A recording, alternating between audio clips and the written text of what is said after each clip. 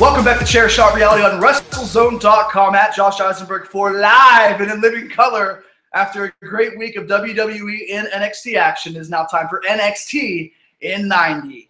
NXT this past week was live from Brooklyn. We're going to talk about NXT Takeover because that is what everybody is buzzing about. Johnny Gargano's loss to Andrade Cien Almas was a great kickoff to the match, to the pay-per-view. But I do think Andrade Cien Almas moves up the ladder and is a great guy to put as one of your top 3 heels in NXT. Speaking of heels, Authors of Pain picked up a loss against another kind of heel team, right?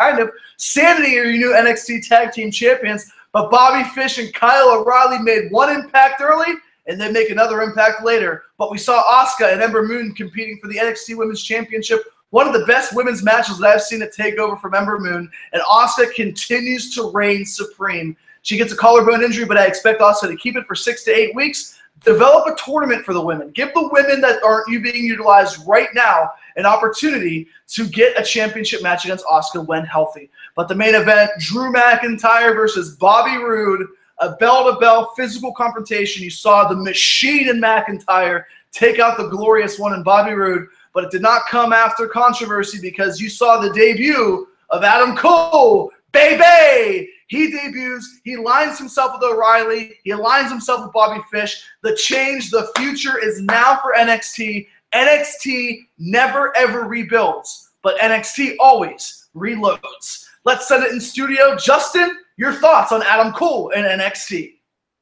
I was right here on this couch. Much magic was made. Over 60,000 views. Thank you, everybody. I can't believe watching that. Watching Adam Cole do impersonation, and of course doing an interview with us. I did not do so well on the impersonations. I know. I get it. Of course not. I don't know how I survived that day. I think I was probably a little intoxicated. We're all. I was nervous. You were nervous. Adam Cole. We should have had a behind-the-scenes camera on this guy. We were thinking about not telling him at all. Oh my God.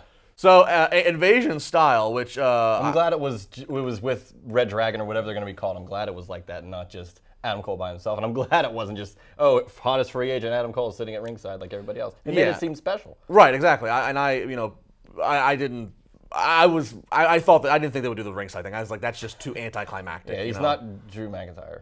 Sorry. Well, and that's not or Bobby Roode, and that's not to take away from those but guys. It's just that's not the way to introduce when there's as much speculation, right? When there's as much speculation and behind him as there was, you don't just bring the guy out during a commercial or during a break.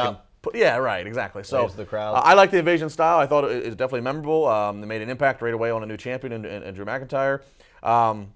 I guess we talked about this with Nakamura and Jinder previously about how long does Jinder hold it. So Adam Cole's being pushed right to the top automatically. Yep. So, and I think the other thing is whenever the Tommy Aleister Black match happened, they were talking about, well, the winner of this match might be in line to get that title shot. But now that it's on Drew McIntyre as a face, and you would think Adam Cole probably overshoots the other guys, and if he wins the belt, then you got a face and Aleister Black to come up and go for it. So the next takeover will be November. Yeah, so I think NXT's got a bright future immediately right now, even though they've lost so many guys. Oh yeah, they refreshed talent like crazy. Yeah, the Bobby Roode leaves, Adam Cole. Right, they've replenished their depth quite well. I mean, I guess I know some people would still say the women's division, especially now with Asuka injured, that's maybe still something that's not what it once was. But I don't think it's in a bad shape. I think the division based on everybody just trying to make their own character elevated just to get to Asuka is a great storyline and great for the whole division. Right. Having one dominant champion now that she's injured too. Right. Not to get off topic, it's just awesome. And I know Eisenberg has said it, and I echo his thoughts. Do not strip the title off of Asuka just because she's injured. I think there's a lot to be had, whether it's a tournament to who gets to face her when she is healthy, or there's a lot to be had of crowning an interim champ and then having that whole who's the real champ thing. So please do not take that title off. I want her to take it to Raw or SmackDown, and if she has to vacate it from then on, then she has to. But I don't want her to lose until maybe. I don't know if she ever loses. I think she would be the one. I think she would be somebody to venture into that territory if she goes to a Raw or SmackDown in the next couple of months. Maybe let her pull a little bit of double duty because that reign is so powerful. Just like Kevin Owens did, but even more dominant. When Paige debuted, was she still in NXT? I'm not sure if she was still in NXT. Well, she might have been. But not regardless. I think she could. Asuka could pull some double duty, and I think again because of the dominance of the reign, it would be appropriate that she do so, and I'm sure she can make it work. Definitely, She's but yeah, a phenomenal athlete. NXT though, I mean, we're talking about it, and we seem so much more excited about this product with all these little storylines, and the Takeover pay-per-view was so much better than SummerSlam. Well, one thing I will say real quick in closing about, and this is again, the NXT Takeover event was very good. There live, I thought it was very well. But I remember by the time I got to Raw and SmackDown, I remember especially at Raw, I sat down at Raw and I was somewhat exhausted.